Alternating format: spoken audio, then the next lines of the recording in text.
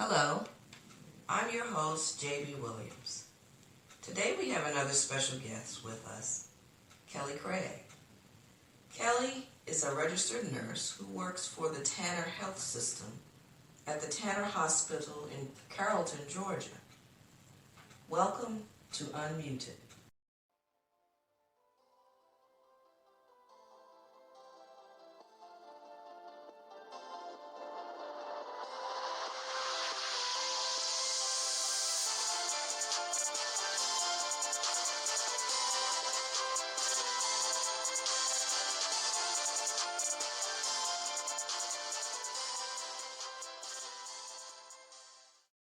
Glad you could be here, Kelly. Hi.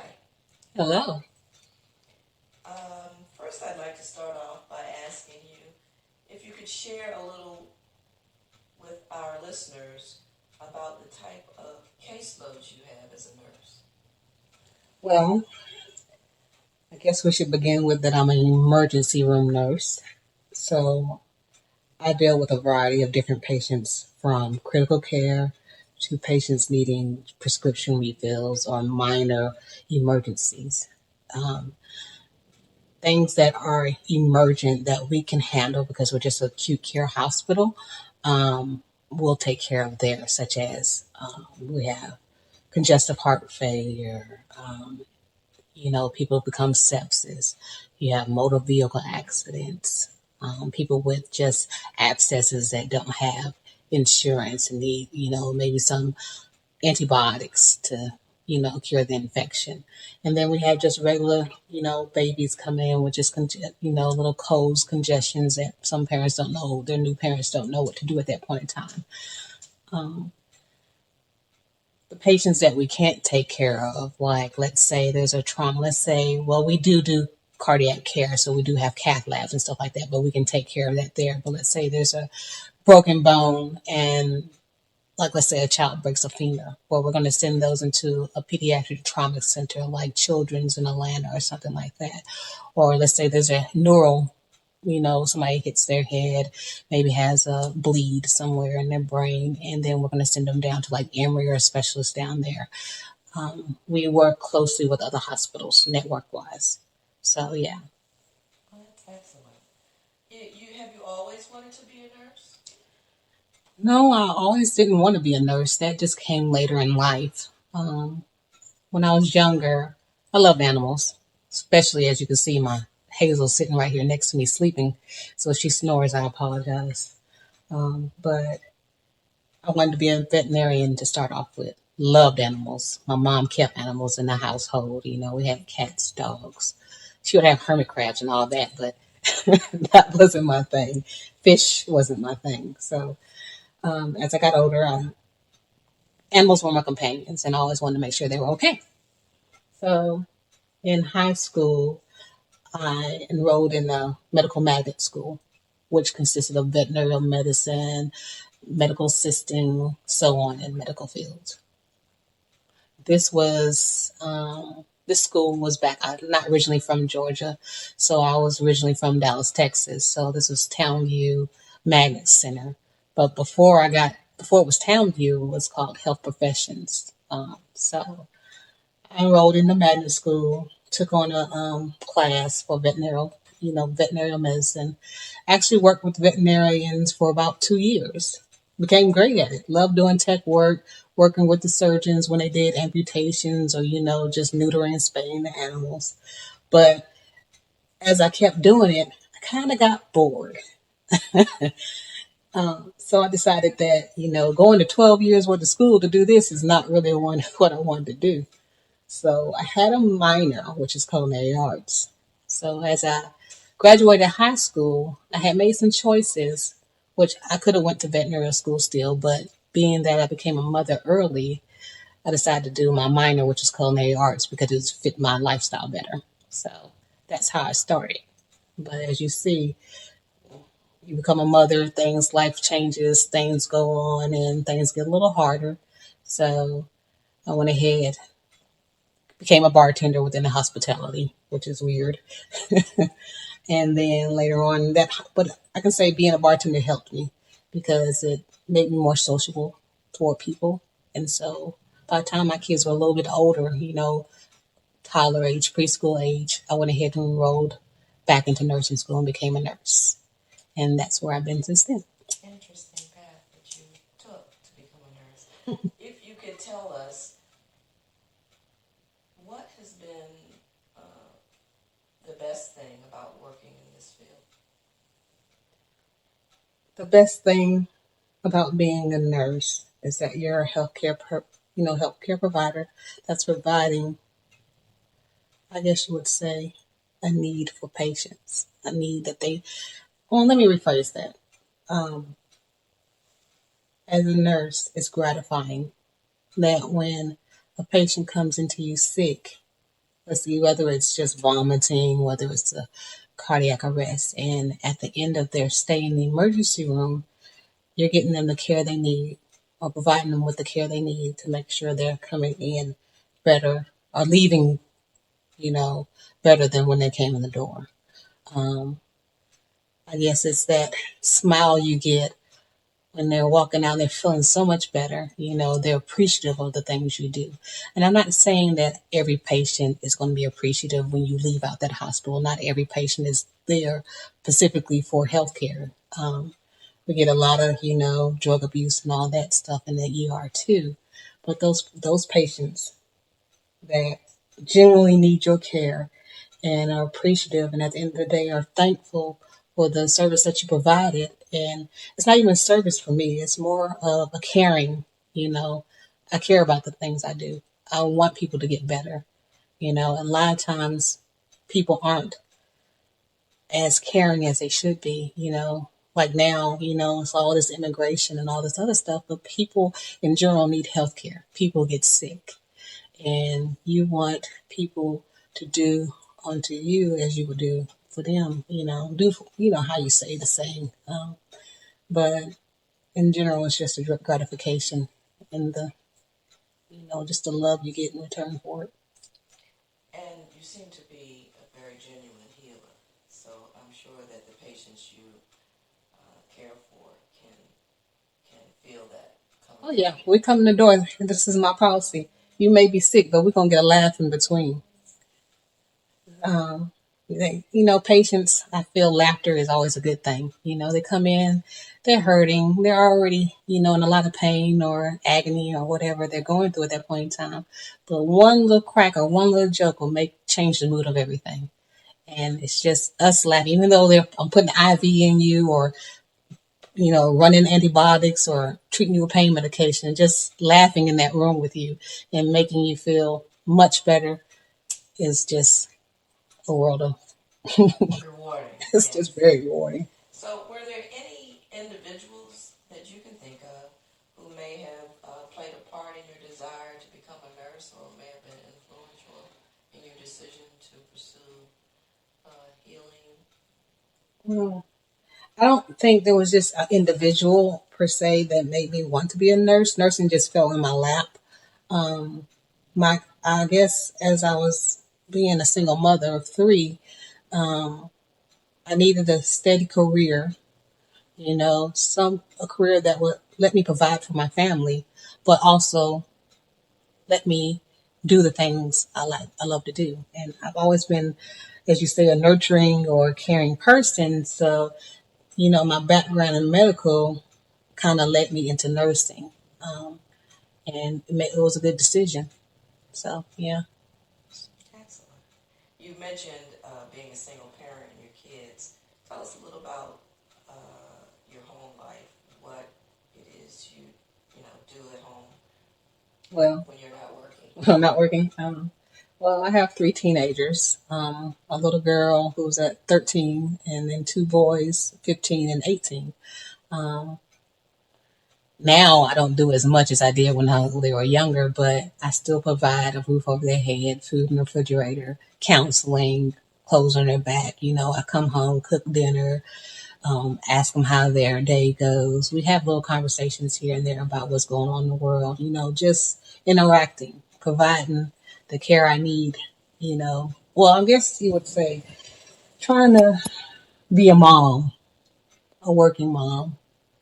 I don't know how you would say my household is just a household. What do you do on your days off? First day I just sleep because I'm usually tired. I work the third shift. But then after that I get up, clean, do things with the kids. Like, let's say if I have a weekend off, we'll go to the movies or go out to dinner or, do some type of activity that they want to do just to get them away from the technology. Because, teenagers these days are absorbed in their games and Facebook and Twitter and all that other stuff.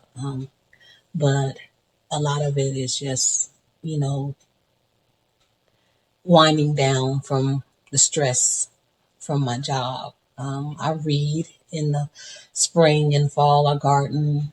Um, love watching movies with the kids. We have these marathons, at the home. I love cooking and baking for everybody.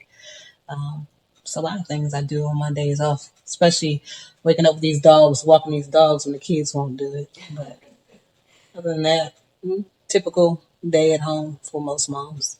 Good to see that you are able to include some play in your life. You have a very stressful job as an ER nurse, I'm sure.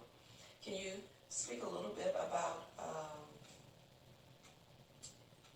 your thoughts on what it would be like when you were 15, what it would be like at the age of 30, where you are in your 30s now? At 15, I wasn't thinking about what I'd be doing at 30.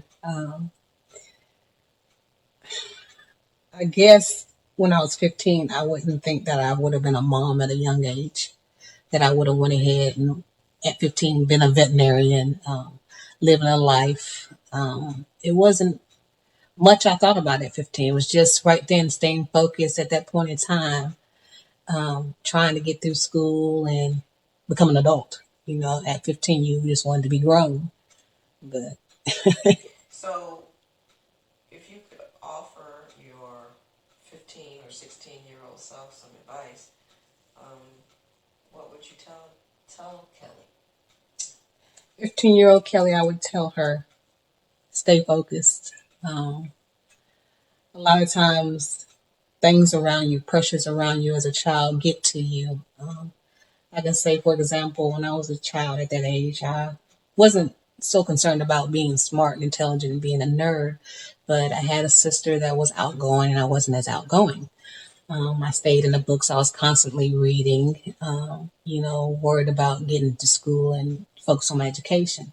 Well, of course, I had friends and stuff like that. And then at points of time, it was like peer pressure about sex, at that age. Luckily, I waited a little bit longer, but it still was playing on my mental, As a child, you can do things you don't want to do because of just to prove that you aren't someone else, just to fit in. And I would tell myself to just follow you. Don't worry about what other people think about you. Because at the end of the day, it's about you and what you're going to do in life. And they're not going to follow you throughout your life. Make better choices based on what you want to do. A lot of times we're just making choices because other people want us to make those choices, or like I said, try to fit in. And I made some choices in life that I didn't want to make just because I just wanted to fit in, and there was no need for it. I understand it now that I'm older, but I try to instill in my kids that you shouldn't worry about what people think about you nowadays, because at the end of the day, they don't run who you are or who you're going to be. So, just stay true to your beliefs and true to yourself. That's what I would tell my 15, 16-year-old self right now. Good advice to follow. If you could offer some tips on making career decisions to young people who are trying to figure out what they want to do in the world and what they want to become when they grow up, what career decisions would you suggest that they follow? When you're young, you're going to make several career decisions. I would say make a choice that makes you happy. See where it leads you, even if it didn't lead you where you want to be. Just keep going from there. I mean, because like you saw, I switched several times in my career choices. And even now, I still may switch again. I may stay in nursing, but like I said, there's always something you can do in nursing, from accounting to pharmaceuticals, from just being, a flight nurse. There's always choices out there. And from a young mind, you don't know what you want to be yet. You, even most older people don't even know where they want to be yet. So I would tell them, just follow your heart. I mean, not everybody's going to be a doctor. Not everybody's going to be a lawyer. Not everybody's going to be an artist or a singer or a sports player. Find out what works for you and go with it. And if it makes you happy at the end of the day, even though it's not millions of dollars, money doesn't mean everything. But you want to be able to sustain your lifestyle. So you want to find a career that will help you along with make you grow. That's what I would suggest to them. So exposure to different things at an early age Mm-hmm. is something that would allow people to take a look at things that might be interesting, and if they didn't fit, maybe they try something else on. Yeah, because you're never gonna know what you want to do unless you try something. Right. I mean, Absolutely. that's just life. So, in your career as a nurse, are there any particular challenges to working in your field? There's a lot of challenges to working in my field. I mean, you're exposed to a lot of things that you're not even equipped with half the time. A lot of times, it's politics in my field, and politics leads a lot of what decisions these doctors make these days. And it kind of sucks at points of times because at the end of the day, my job is to make sure this patient is well and able to perform regular ADLs in their life. But at points of times, these rules and insurance companies and all this other stuff won't allow you to do what you need to do at points of times. So, I mean, think about it. Most people aren't exposed, don't have access to healthcare at all. And it's sad when I work in the emergency room where half of my clientele are people that are uninsured. And it's not because they don't want insurance. People can't afford the insurance. Or people don't know about insurances or what they choose, or even that insurances won't provide what they need within their premiums and stuff like that. I mean, money's a factor in a lot of things these days. So yeah, it's a big problem for me. So, what skills do you find are important for you to do your job and be successful as a nurse? You mentioned being a bartender. I can see some correlation between the rapport building, the socializing, Hmm. those skills transferring over into nursing. It's a big deal. I mean, the way you walk into that door when you first greet that patient is going to tell you how you're going to handle that patient. I'm sorry. If a patient perceives you as being mean and uncaring, of course they're not going to be cooperative with you. But if a patient sees you as somebody caring and really wants to help them at that point in time, they're going to be cooperative. Whether it's from psych patients that come in the ER, I see a lot of people that are scared to work with psych. I don't know why. They're just people. But if you treat them like human beings, guess what? They're going to respond to you like human beings. That is a big part of nursing. Um, I mean, go ahead and repeat that question again, though. So, some of the skills, such as the ability to listen to people. Big skills. I mean, that's big. You have to listen. How are you going to treat a person if you're not listening to what's going on with them? Yeah, we're going to run labs and all the other stuff, but there are some things in labs that won't tell you what's going on with that patient, that they can tell you what's going on with their body better than a lab can.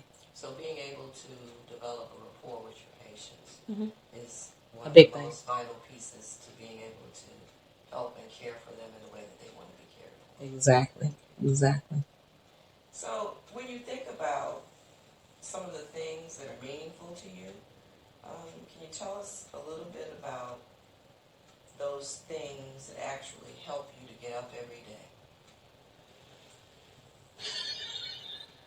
There's a lot that's meaningful to me, but the main thing are my children, my family, even my outside family.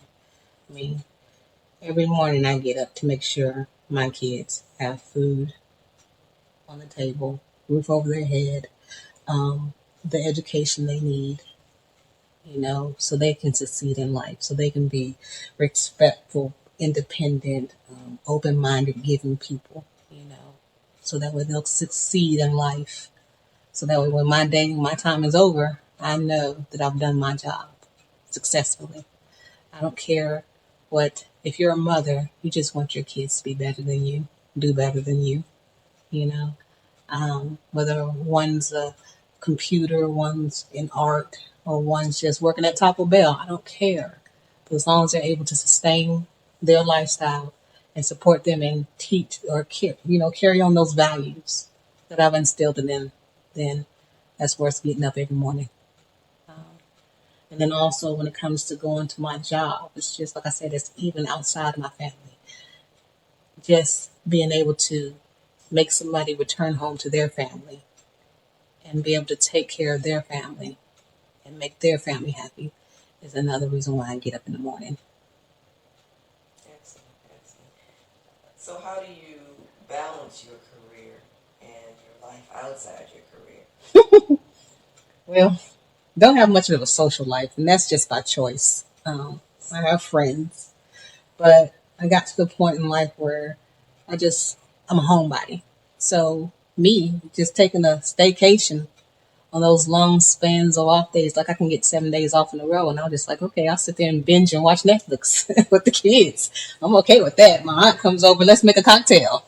I'm good with that. But sometimes I'll go out of town for a couple of days, just to unwind, get away from it all, because you have to have a clear mind.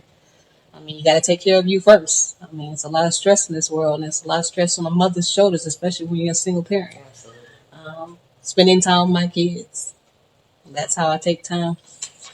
Are there some areas that could probably use more emphasis in balancing?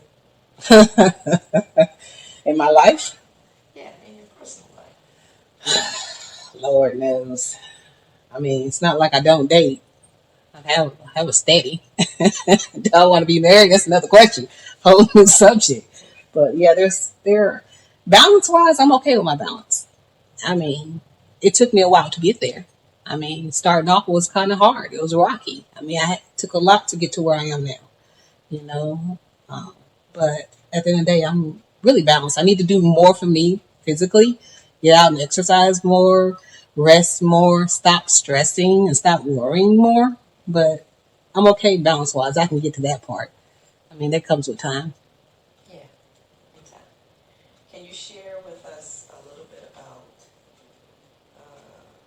something, some significant contribution or change that you would like to make to the world or to your career?